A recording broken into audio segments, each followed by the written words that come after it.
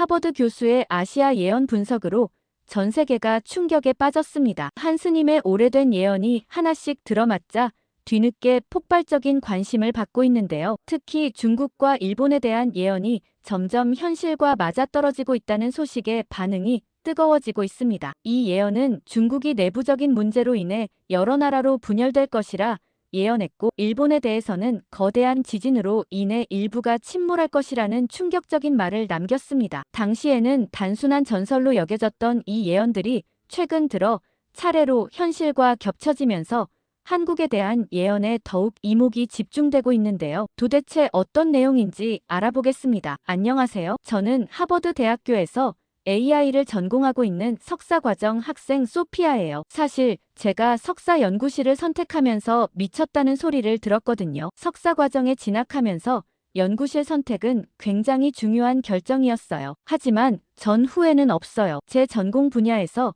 세계적으로 인정받는 교수님 밑에서 연구할 기회는 흔치 않으니까요. 제가 선택한 리사 박스웰 교수님은 학계에서 천재라는 평가를 받을 만큼 뛰어난 학자세요. 교수님의 이름은 관련 논문이나 저널에서 자주 봤기 때문에 제가 얼마나 운이 좋았는지 알고 있었죠. 하지만 동시에 걱정이 앞섰어요. 교수님에 대한 소문은 정말 다양했거든요. 하버드 캠퍼스 내에서 교수님의 별명은 괴짜 천재였어요. 교수님이 한때 아주 평범한 삶을 살았던 것처럼 보였는데 코로나 이후 2년간 자취를 감췄다가 돌아오신 뒤로는 그 전과 완전히 다른 사람이 되셨다는 얘기를 많이 들었어요. 특히 교수님이 연구실에서 염주를 돌리며 명상하신다거나 혼자만의 시간을 가지실 때 중얼거린다는 얘기가 자주 나왔어요. 이건 단순히 소문이 아니라 연구실 학생들의 증언이었기 때문에 사실일 가능성이 높았죠. 그렇기 때문에 제가 리사 교수님 연구실에 간다고 했을 때 모두 미쳤다고 했어요. 그러나 괴짜라는 소문과는 별개로 리사 교수님의 학문적 업적은 그 누구도 부정할 수 없는 것이었어요. 교수님은 제가 연구하고 싶었던 AI 윤리 분야에서 가장 중요한 논문을 쓴 분이었고, 그 영향력은 지금도 계속되고 있었죠. 제가 과거에 교수님의 연구를 읽으면서 감탄했던 기억이 떠올랐어요. 이 분야에 대한 문제를 어떻게 이토록 심도 깊게 분석할 수 있었는지 의문이 들 정도로 대단했어요. 그래서 결국 제가 연구실을 선택하는 기준은 소문보다 실력이 되었어요. 처음 교수님 연구실에 들어갔을 때는 정말 긴장됐어요. 과연 제가 교수님의 기대를 충족시킬 수 있을지, 그리고 연구실 분위기와 잘 맞을 수 있을지 걱정이 많았어요. 연구실은 생각보다 조용하고 정돈된 느낌이었어요. 하지만 어딘가 묘한 분위기가 있었어요. 연구실에 교수님의 개인적인 흔적들이 꽤 많았거든요. 벽에는 다양한 책과 논문뿐만 아니라 전혀 학문과 관련 없어 보이는 동양적인 그림이나 기념품들이 놓여 있었어요. 특히 교수님 책상 위에 놓인 염주는 저를 당황하게 만들었죠. 염주라니 AI 연구실과 전혀 어울리지 않는 물건이었거든요. 이런 환경 때문에 처음에는 어색했어요. 그러나 교수님은 제 예상과는 다르게 크게 간섭하지 않으셨어요. 학생들에게 자유롭게 연구할 수 있는 공간을 제공하고 필요할 때만 조언을 주셨죠. 다른 교수님들과는 확연히 다른 스타일이었어요. 보통 교수님들은 학생들의 연구를 꼼꼼히 점검하고 매 순간 지시를 내리곤 했거든요. 하지만 리사 교수님은 내가 하고 싶은 방식으로 해봐요. 그리고 도움이 필요하면 나에게 얘기해요라고 말씀하시더라고요. 이건 제게 큰 안도감이 되었어요. 하지만 교수님의 이런 배려가 한편으론 이상하게 느껴졌어요. 교수님은 정말 아무것도 요구하지 않으셨거든요. 회의에서조차 과학적 질문보다는 철학적이거나 인간적인 질문을 던지셨고, 그런 질문들이 연구의 방향성을 고민하게 만들었어요. 그런데도 가끔 교수님이 왜 이리 자유로워 보이는지 궁금했어요. 왜냐하면 교수님의 삶은 겉으로 보기엔 평범하지만 그 속에는 뭔가 깊고 특별한 이야기가 숨겨져 있을 것 같은 느낌이 들었거든요. 연구실 적응하느라 바쁜 시기를 보내고 어느 날 같은 석사 과정을 밟고 있는 동료 친구들과 대화를 나누게 되었어요. 연구 주제에서 벗어난 가벼운 이야기로 웃고 떠들다 보니 자연스럽게 각자 연구실 분위기에 대한 얘기가 오갔어요. 제가 속한 리사 교수님의 연구실은 워낙 독특한 분위기로 유명해서 친구들이 저를 보며 너 괜찮냐는 듯한 눈빛을 보내더라고요. 한 친구는 염주를 돌리면서 중얼거린다며라고 속삭이듯 말했어요. 저는 웃으며 그냥 넘어갔지만 그 말이 은근히 신경 쓰였어요. 왜냐하면 저도 교수님 책상 위에 놓인 염주를 본 적이 있었거든요. 다른 친구는 코로나 때 어디 사라졌다가 이상한 사람이 됐대라며 소문을 보태기도 했어요. 솔직히 저는 연구실에 처음 들어갈 때부터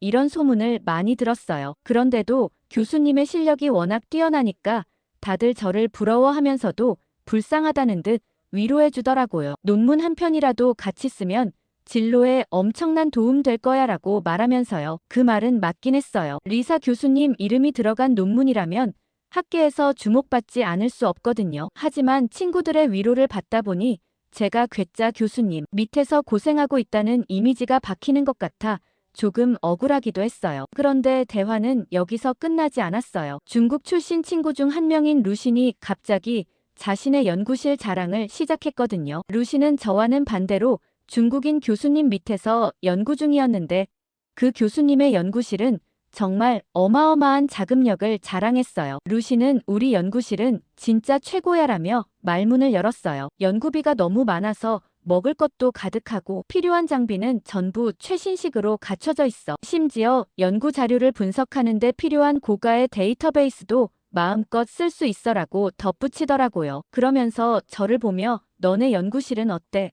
라고 묻는 눈빛을 보냈어요. 솔직히 루신의 이야기를 들으면서 조금 부러웠던 건 사실이에요. 저희 연구실은 그렇게 넉넉한 자금력을 자랑하지는 않거든요. 연구실의 장비는 대부분 이전 연구자들이 쓰던 것들이고 연구비도 필요한 만큼만 지원받는 수준이에요. 물론 리사 교수님은 연구 주제에 있어 굉장히 독창적인 접근을 하시는 분이라 학문적으로는 그 누구보다도 뛰어나세요. 그런데도 루신의 자랑을 들으면 괜히 저희 연구실이 초라하게 느껴지는 건 어쩔 수 없더라고요. 친구들도 루신이 얄미웠는지 대화 주제를 다른 곳으로 돌리기 시작했고 주제는 다시 리사 교수님으로 돌아왔어요. 학부 시절 리사 교수님 수업을 들었던 친구는 리사 교수님은 왜 그렇게 한국에 집착하시는 걸까라는 질문을 던졌죠. 특히 중국 출신 친구들 사이에서는 불만 섞인 목소리가 종종 나왔다는 얘기를 많이 들었거든요. 그러자 중국 출신인 루시는 조금 날카로운 목소리로 왜 리사 교수님은 한국만 그렇게 띄우는 거야 라고 했어요. 루시는 늘 자부심이 강하고 자기 나라에 대한 긍지가 높은 친구였어요. 그는 계속해서 한국은 내수 시장도 작고 미국과 중국 사이에서 어쩔 수 없이 밀려날 나라 아니야?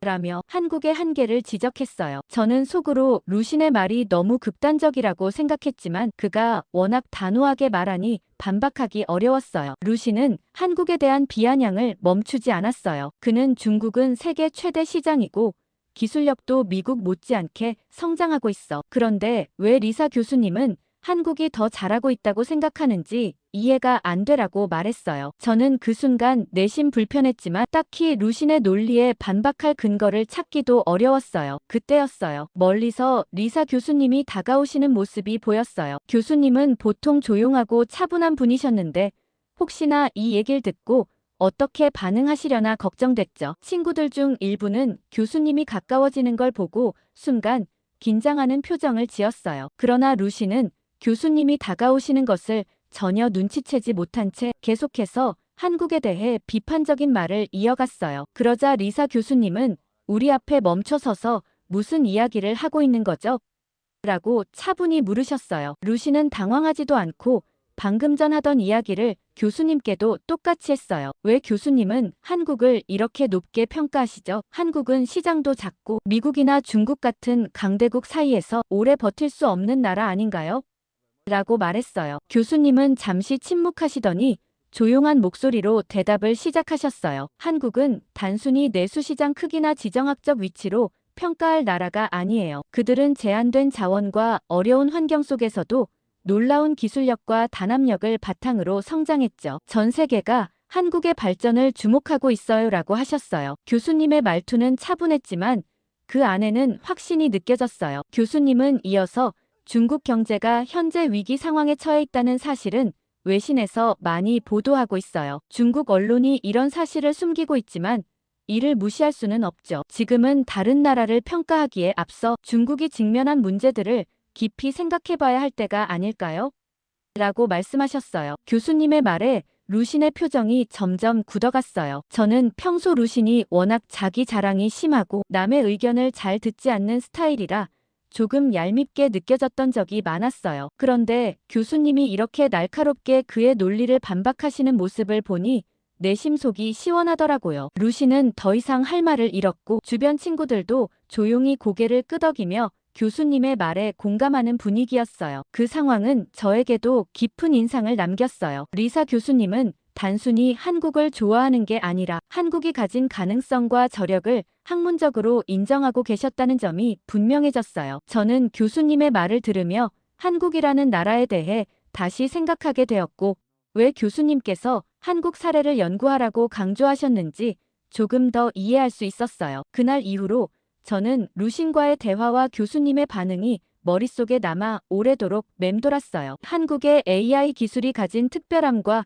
그것을 바라보는 교수님의 깊은 시각이 제게는 새로운 영감을 주었어요. 그날의 대화는 단순히 친구들과의 수다로 끝나지 않았고 제 연구 방향에도 작은 변화를 가져왔어요. 리사 교수님께서 친구들과의 대화에 끼어든 이후 우리는 함께 연구실로 돌아가고 있었어요. 그날 교수님이 조목조목 반박하시는 모습을 보고 저는 조금 놀랐어요. 평소 조용하고 과묵한 분이라고 생각했는데 그 속에 이렇게 날카롭고 단호한 면이 있을 줄은 몰랐거든요. 연구실로 돌아가는 길에 교수님은 몇 마디 말을 건네셨어요. 내가 한국을 편애하는 건 진짜 사실이긴 한데 그 이유는 곧 알게 될 거라고 하셨죠. 그런데 틀린 말은 틀렸다고 해야 해요. 그렇지 않으면 진실을 놓치게 되죠라고 하셨어요. 교수님의 목소리는 차분했지만 그 안에는 단호함이 느껴졌어요. 저는 그 말에 고개를 끄덕이며 공감했어요. 누군가의 주장에 쉽게 휩쓸리지 않고 논리와 사실에 기반해 판단하려는 태도는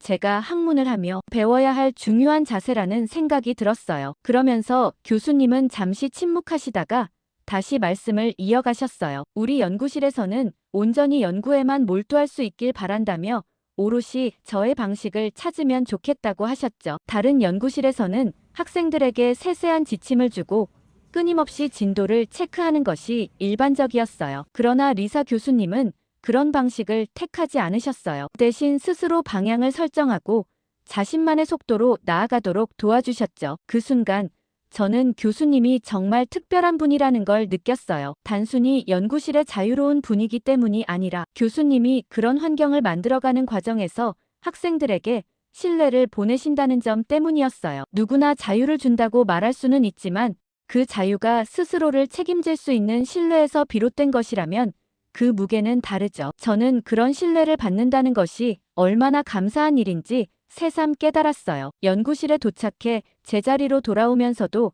저는 계속 교수님의 말을 곱씹었어요. 틀린 말은 틀렸다고 해야 한다. 교수님의 말은 단순히 그 자리에서 루신의 발언을 반박하는 차원을 넘어서 제게 더 큰 깨달음을 준 것 같았어요. 제가 지금까지 해왔던 연구 방식이나 태도를 돌아보게 만들었거든요. 저는 종종 누군가의 의견에 동의하지 않더라도 그걸 굳이 반박하거나 나서서 바로잡으려 하지 않았어요. 그래서 루신이 아까처럼 비아냥거리거나 틀린 얘기를 할 때도 나서지 않았죠. 그냥 조용히 넘어가는 게 더 편하다고 생각했거든요. 하지만 교수님의 말씀을 듣고 나니 그런 태도가 학문적 진실을 놓치는 계기가 될 수 있다는 점을 알게 되었어요. 교수님의 말은 한편으로는 무겁게 느껴졌어요. 왜냐하면 틀린 말은 틀렸다고 해야 한다는 건 단순히 입장을 표현하는 문제가 아니라 때로는 그로 인해 감당해야 할 갈등이나 책임을 받아들여야 한다는 걸 의미하기 때문이었어요. 하지만 교수님은 그런 태도를 몸소 실천하시며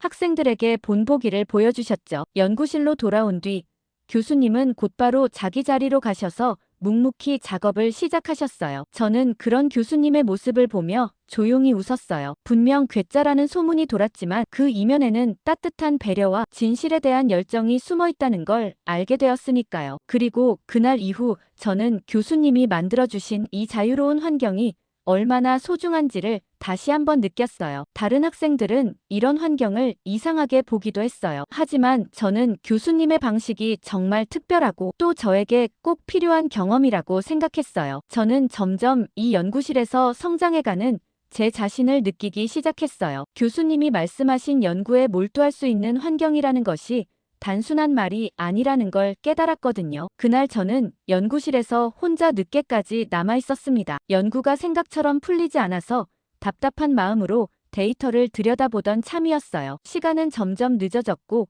주변이 조용해지면서 건물 전체가 고요에 잠긴 듯 했어요. 연구실 창밖으로는 희미한 가로등 불빛이 비치고 있었고 그 아래로는 텅 빈 길이 보였어요. 이런 적막함이 이상하게도 마음을 더 무겁게 했어요. 머리를 식힐 겸 잠깐 나갔다 오고 싶었지만 막상 움직일 생각을 하니 몸이 쉽게 따라주지 않더라고요. 컴퓨터 화면 속 데이터는 여전히 복잡하고 해결책은 보이지 않았어요. 저는 연구실 의자에 깊이 기대며 책상을 바라봤어요. 오늘은 여기까지 하고 집에 가야겠다는 생각이 들었죠. 하지만 일어나려고 할 때 문득 복도에서 희미한 소리가 들려왔어요. 처음에는 제가 잘못 들었나 싶었어요. 바람 소리인가 싶기도 했지만 조금 더 귀를 기울여 보니 누군가 낮은 목소리로 중얼거리는 소리 같았어요. 소리가 나는 방향으로 천천히 걸어가 보니 바로 리사 교수님의 연구실이었어요. 문틈으로 새어나오는 희미한 불빛과 함께 교수님의 낮은 목소리가 들려왔죠. 저는 잠시 그 자리에 멈춰 섰어요. 친구들이 했던 말이 떠오르더라고요. 염주를 돌리면서 중얼거리는 걸 본 사람들이 한두 명이 아니라는 말이요. 순간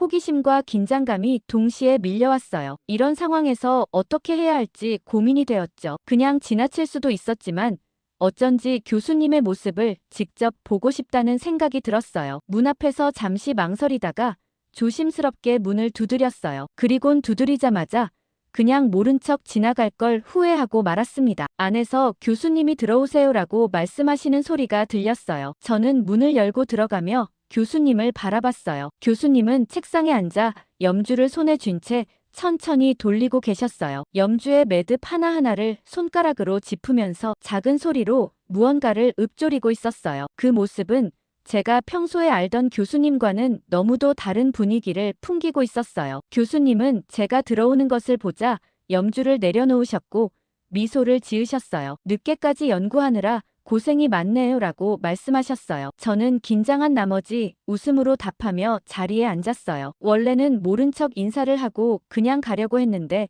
교수님의 손에 있던 염주가 자꾸 눈에 들어왔어요. 그래서 결국 궁금증을 참지 못하고 묻고 말았어요. 교수님께서 뭘 하고 계셨는지, 그 염주는 뭔지 사실 너무 궁금했다고 말이죠. 제 질문에 교수님은 잠시 염주를 바라보셨어요. 그 눈빛에는 어딘가 아련한 감정이 담겨 있었어요. 그러더니 천천히 말씀을 꺼내셨어요. 이건 제가 한국에 갔을 때 가져온 거예요. 그곳에서 많은 것을 배웠고 이 염주는 제게 그 시절을 떠올리게 해주죠라고요. 교수님의 말투는 조용했지만 그 속에는 깊은 이야기가 숨겨져 있는 듯 했어요. 저는 교수님의 설명을 들으며 그 이야기가 더 궁금해졌어요. 교수님은 잠시 생각에 잠긴 듯한 표정을 지으시더니 다시 염주를 손에 올리셨어요. 그 모습을 보고 있자니 교수님이 왜 그런 소문에 휘말렸는지 조금은 이해가 되었어요. 교수님은 단순히 염주를 가지고 다니는 것이 아니라 그것을 통해 무언가를 느끼고 계신 것 같았거든요. 시간이 지나면서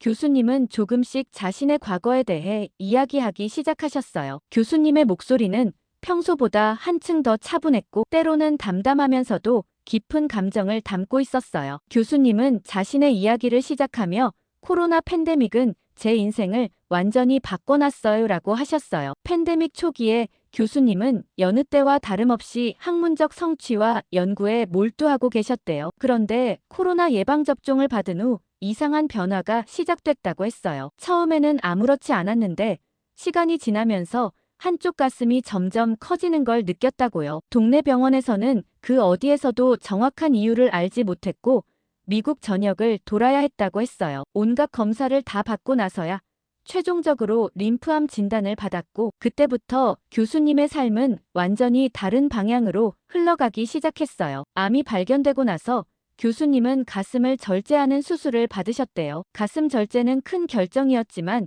이제 끝이겠거니 생각하셨다고 했습니다. 그런데 문제는 그게 끝이 아니었다는 거였어요. 큰 덩어리는 제거했지만 막상 열어보니 림프암이 이미 몸 곳곳에 다발적으로 퍼져 있었다고 해요. 의사들은 더 이상 치료가 어렵다며 시한부 선고를 내렸고 교수님은 그 말을 듣는 순간 머릿속이 하얘졌다고 하셨어요. 그동안 자신을 지탱해왔던 모든 것들이 무너져 내리는 기분이었다고 했죠. 그 이후 교수님은 모든 걸 내려놓기로 결심하셨대요. 연구실이나 강의 그리고 논문, 심지어는 자신의 경력까지요. 교수님은 더 이상 자신의 업적이나 미래를 생각할 필요가 없다고 느꼈다고 하셨어요. 그래서 혼자 세계를 여행하기 시작하셨대요. 처음에는 단순히 삶의 마지막을 정리하고 싶어서 떠난 여행이었지만 그 여행이 교수님의 삶을 새로운 방향으로 이끌었다고 하셨습니다. 동양 철학에 관심이 많아 유교와 도교 사상의 시작인 중국으로 갔지만 거기서는 끔찍한 경험뿐이라고 하셨어요. 온통 옷을 벗고 다니는 남자들이나 아무렇게나 볼일을 보는 태도, 그리고 무질서한 중국인들 때문에 오래 버티지 못하고 한국으로 넘어갔다고 하셨습니다. 여행 도중 교수님은 한국의 한 사찰에 머물게 되었다고 했어요. 원래는 며칠만 머물 계획이었는데 그곳에서의 생활이 너무 편안해서 결국 몇 달 동안 그곳에서 지내셨다고요. 교수님은 사찰에서의 생활이 자신에게 큰 변화를 가져다 주었다고 말씀하셨어요. 사찰에서는 모든 것이 단순했대요. 복잡한 일상이나 욕심에서 벗어나 오로지 현재에 집중할 수 있는 시간이었죠. 사찰 음식은 매우 소박했지만 그 안에 담긴 정성과 자연스러움이 교수님의 마음을 치유했다고 했어요. 한국 사찰 음식은 자연과 가장 가까운 형태였고 소화가 잘 되고 부드러운 음식, 그리고 영양학적으로도 완벽한 음식이었죠. 교수님은 매일 명상을 하며 마음을 다스리는 법을 배우셨대요. 처음에는 명상이 익숙하지 않아서 힘들었지만 점점 마음이 차분해지는 걸 느끼셨다고 했어요. 명상과 사찰에서의 생활은 교수님에게 단순히 몸과 마음의 휴식을 주는 것을 넘어 삶의 새로운 목적과 방향을 찾는 계기가 되었다고 하셨어요. 그러면서 불교의 가르침이 자신에게 깊은 깨달음을 주었다고 했죠. 특히 욕망에서 벗어나 지금 이 순간에 충실하라는 가르침이 가슴 깊이 와닿았다고 했어요. 놀랍게도 사찰에서의 생활을 시작한 지 몇 달 후 교수님의 몸 상태는 점점 나아졌다고 하셨어요. 처음에는 단순히 마음이 편해진 덕분에 기분이 좋아진 거라고 생각했는데 병원에 갔을 때 의사들도 놀랄 만큼 병이 호전되었다고 했어요. 결국 교수님은 완치 판정을 받으셨고 이는 그 당시 교수님에게 기적처럼 느껴졌다고 말씀하셨어요. 이 경험은 교수님의 삶을 완전히 바꿔놓았어요. 교수님은 이제 더 이상 과거의 업적이나 경력을 자랑하려고 하지 않으셨어요. 대신 자신이 느꼈던 평화와 깨달음을 학생들과 나누고 싶어 하셨죠. 그래서 연구실에서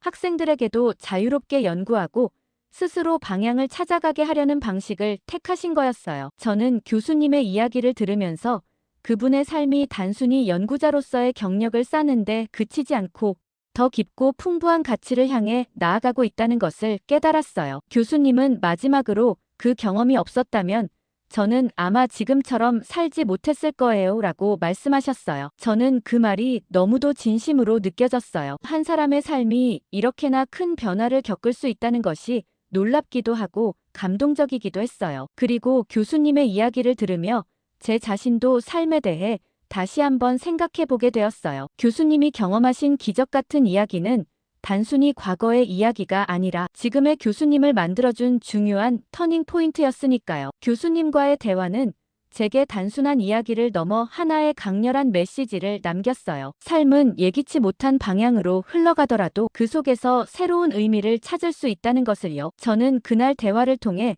리사 교수님을 단순히 뛰어난 학자로만 보지 않게 되었어요. 그분의 삶 속에는 학문 이상의 깊은 이야기가 담겨 있었어요. 리사 교수님과의 대화는 점점 더 깊어졌어요. 교수님의 한국 사찰에서의 경험은 단순히 명상과 사찰 음식으로 몸과 마음을 치유한 것에 그치지 않았어요. 그곳에서 교수님은 자신을 완전히 변화시키는 계기를 만났다고 하셨어요. 바로 한국의 불교 정신과 타너 스님이라는 분의 말씀을 접하게 된 이야기였죠. 처음에 교수님은 타너 스님이라는 이름을 언급하시면서 사찰에서 접했던 깊은 철학과 지혜가 자신의 삶을 바꿨다고 말씀하셨어요. 저는 사실 타너 스님에 대해 들어본 적이 없어서 그 이름이 낯설었어요. 교수님은 천천히 말씀을 이어가셨어요. 타너 스님은 단순히 불교적인 가르침을 주신 분이 아니었어요. 그분의 말씀 속에는 한국이라는 나라와 그 미래에 대한 깊은 통찰이 담겨 있었죠. 라고요. 교수님은 사찰에서의 일화를 들려주셨어요. 명상을 하던 중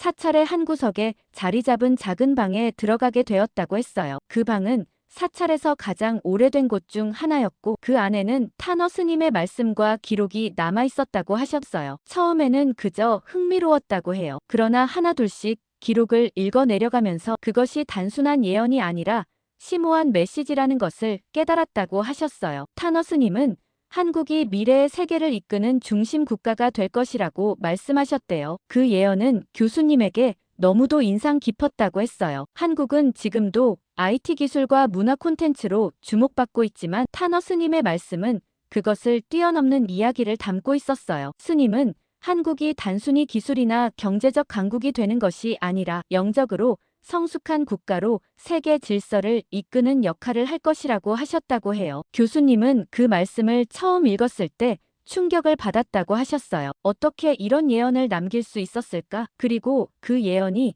지금의 한국과 맞아떨어지는 부분이 많다는 점이 놀라웠어요 라고요. 저는 교수님의 말을 들으며 그 예언의 구체적인 내용이 궁금해졌어요. 타너 스님은 또한 한반도의 통일에 대해서도 예언하셨다고 해요. 한반도가 분단된 지 오랜 시간이 흘렀지만 스님은 언젠가 통일이 이루어질 것이라고 말씀하셨대요. 그리고 그 통일은 단순히 물리적인 경계를 허무는 것을 넘어 한국이 잃어버렸던 영토를 회복하고 더 큰 통합의 모습을 보여주는 것이 될 것이라고 했어요. 교수님은 이 부분에서 특히 강한 인상을 받았다고 하셨어요. 그런 미래가 가능할까요? 라고 교수님이 스스로에게 질문하셨다고 했어요. 하지만 그 질문의 답을 찾기 위해 더 많은 기록을 읽고 한국이라는 나라를 깊이 이해하려고 노력했다고 하셨어요. 교수님이 말씀하신 예언 중 가장 놀라웠던 것은 자연재해 속에서도 한국이 안전할 것이라는 내용이었어요. 타너 스님은 전 세계적으로 큰 재앙이 닥칠 때 한국은 지리적 위치와 환경 덕분에 상대적으로 피해를 적게 입을 것이라고 예언하셨대요. 그리고 그런 안전 속에서 한국은 새로운 영적인 성숙과 번영을 이루어낼 것이라고 했다고요. 교수님은 이 부분이 너무도 놀랍고 동시에 희망적이라고 느꼈다고 하셨어요. 세계가 흔들리는 순간에도 한국은 새로운 중심이 될 수 있다는 거죠라고 교수님은 덧붙이셨어요. 저는 교수님의 이야기를 들으면서 마음속에 묘한 감정을 느꼈어요. 한국이라는 나라에 대해 이렇게 긍정적이고 심오한 예언이 있었다는 사실도 놀라웠지만 그 예언을 접한 교수님이 얼마나 깊이 감명을 받으셨는지도 인상적이었어요. 교수님은 단순히 그 예언을 흥미로운 이야기로 여기지 않으셨고 그것을 자신의 삶과 연결시켜 바라보고 계셨거든요. 교수님은 마지막으로 타너 스님의 말씀을 읽으며 제가 느꼈던 것은 희망이었어요. 한국이라는 나라가 단순히 성장하는 것이 아니라 세계를 위해 의미 있는 역할을 하게 된다는 점이 너무도 감동적이었고 실제로 그 예언은 사실과 일치하고 있죠 라고 말씀하셨어요. 교수님의 눈빛은 그 순간 깊고 진지했어요. 저는 그 말에 고개를 끄덕이며 교수님과의 대화가 얼마나 특별한 의미를 가지는지 실감했어요. 그날 대화를 통해 저는 한국이라는 나라에 대해 새로운 시각을 가지게 되었어요. 단순히 경제적 성취나 기술적 발전만이 아니라 영적인 성숙과 세계적인 영향력이라는 측면에서 한국을 바라보게 된 거죠. 그리고 교수님이 왜 한국을 그렇게 소중히 여기시는지 조금은 알 수 있을 것 같았어요. 리사 교수님과의 대화는 제가 이전에 가졌던 단편적인 시각을 넘어 더 넓고 깊은 생각을 하게 만들어 주었어요. 하지만 한편으로는 머릿속이 복잡해졌어요. 객관적이고 논리적인 학문을 연구하는 분이 초자연적이고 미래를 예측하는 이야기를 진심으로 받아들이신다는 게 쉽게 이해되지 않았거든요. 처음에는 솔직히 의심이 들었어요. 과학자인 교수님께서 정말 그런 예언을 믿으실까? 라는 생각이 들었죠. 교수님은 AI 윤리라는 매우 이성적이고 분석적인 분야에서 세계적으로 인정받는 학자세요. 그런데 그런 분이 어떻게 스님이 남긴 예언을 자신의 삶에 중요한 메시지로 받아들일 수 있었을까요? 저는 그저 흥미로운 이야기로만 들었어요. 예언이라는 건 대개 희미한 암시와 과장된 기대를 담고 있기 마련이라고 생각했거든요. 그런데 교수님은 제가 살짝 내비친 의심을 금방 눈치채셨어요. 교수님은 제 표정을 보며 조용히 말씀하셨죠. 눈에 보이는 게 다가 아니라는 건 과학자라면 누구나 아는 사실 아닌가요? 그 말은 마치 제 생각의 틈을 찌르는 듯 했어요. 사실 과학도 눈에 보이지 않는 이론과 데이터를 기반으로 추론하며 우리가 감지할 수 없는 영역에 대해 탐구하는 학문이잖아요. 교수님의 말에 저는 잠시 당황했지만 동시에 새로운 시각을 열게 되었어요. 그래. 어쩌면 우리가 알지 못하는 영역에도 의미 있는 진실이 있을지도 몰라라는 생각이 들었어요. 교수님은 타너스님의 예언 중 몇 가지를 더 말씀해 주셨어요. 타너스님은 한국에서 발생한 6.25 전쟁에 대해 정확히 예언하고 미리 피난을 떠나셨으며 전쟁 대비까지 하셨다고 했어요. 그리고 한국의 여자 대통령이 탄생할 것이라는 것도 정확히 맞추셨다고 했죠. 자연 발생적으로 핵이 폭발한다는 예언도 남기셨는데 지금 강대국이라 불리는 나라들이 스스로 자연 붕괴될 거라고 하셨어요. 순간적으로 고개를 갸웃거리게 되었어요. 어떻게 이런 이야기를 과학적으로 설명할 수 있을까 싶었죠. 그러나 교수님은 담담하게 말씀을 이어가셨어요. 이건 단순히 미래를 예측하는 이야기가 아니에요. 한국이 가진 저력과 잠재력을 읽어낸 통찰이죠라고 하셨어요. 교수님의 병 회복 경험에 대해서도 다시 떠올리게 되었어요. 불치병이라고 여겨졌던 암이 기적적으로 완치되었다는 이야기를 듣고 저는 처음엔 단순한 행운이라고 생각했어요. 그런데 교수님은 그 치유 과정에서 타너 스님의 가르침과 명상이 중요한 역할을 했다고 믿고 계셨어요. 저는 이런 부분이 오히려 더 흥미롭게 느껴졌어요. 교수님은 단순히 과학의 경계를 넘어선 경험을 했고 그것이 실제로 자신의 삶에 변화를 가져왔으니까요. 과학적 설명만으로는 풀 수 없는 경험들이 사람의 인생을 바꿀 수도 있다는 점이 낯설지만 매력적이었어요. 그날 밤 저는 교수님과의 대화가 계속 머릿속에서 떠나지 않았어요. 집에 돌아와서도 궁금증을 참을 수가 없어서 컴퓨터를 켜고 교수님이 이야기하신 타너 스님에 대해 검색하기 시작했어요. 인터넷에는 스님에 대한 다양한 정보가 있었고 그분의 예언에 관한 기록도 꽤 많이 나왔어요. 스님의 예언이 지금의 한국 상황과 일치하는 부분들이 있어서 놀라웠어요. 특히 한반도가 통일되고 세계적으로 중요한 역할을 할 거라는 이야기는 제게 매우 신선한 충격을 주었어요. 스님의 말씀은 단순히 막연한 미래 예측이 아니었어요. 그 안에는 한국이라는 나라의 역사와 정신 그리고 가능성에 대한 깊은 이해가 담겨 있었어요. 저는 그 예언이 그저 흥미로운 이야기에 머무르지 않고 한국의 현재와 미래를 이해하는데 중요한 통찰이 될 수 있겠다는 생각이 들었어요. 저는 타너 스님의 예언을 읽으며 점점 더 빠져들었어요. 자연재해 속에서도 한국이 안전할 것이라는 말이 특히 눈길을 끌었어요. 전 세계가 기후변화와 대재앙에 대한 우려를 점점 더 많이 이야기하고 있는데 그런 가운데 한국이 안정적일 수 있다는 말은 묘한 설득력을 가지고 있었거든요. 스님이 이런 이야기를 남긴 시기가 오래전이라는 점도 놀라웠어요. 현대의 문제를 예견한 것처럼 느껴졌으니까요. 그날 밤 제 생각은 교수님과의 대화, 타너 스님의 예언, 그리고 한국이라는 나라가 가진 잠재력에 대한 궁금증으로 가득 찼어요. 저는 점점 더 깊이 빠져들면서 어쩌면 과학과 영적인 통찰은 서로 상충하는 것이 아니라 상호 보완할 수 있는 관계일지도 모르겠다는 생각을 하게 되었어요. 교수님의 이야기는 단순히 한 사람의 경험을 넘어 제가 새로운 시각으로 세상을 바라보게 하는 중요한 계기가 되었어요. 저는 이제 한국이라는 나라와 그 역사 그리고 그 안에 담긴 가능성에 대해 더 알고 싶어졌어요. 그리고 그 모든 시작이 리사 교수님과의 대화였다는 점에서 그 대화가 제게 얼마나 특별한 의미였는지를 느낄 수 있었어요. 오늘 사연 어떻게 들으셨나요? 무엇보다 이런 예언들이 타너 스님뿐 아니라 다양한 예언가들에 의해 현실화되고 있다는 점도 소름 끼치는데요. 예언들에 대해 어떻게 생각하시는지 댓글 많이 남겨주세요. 감동 필름이었습니다.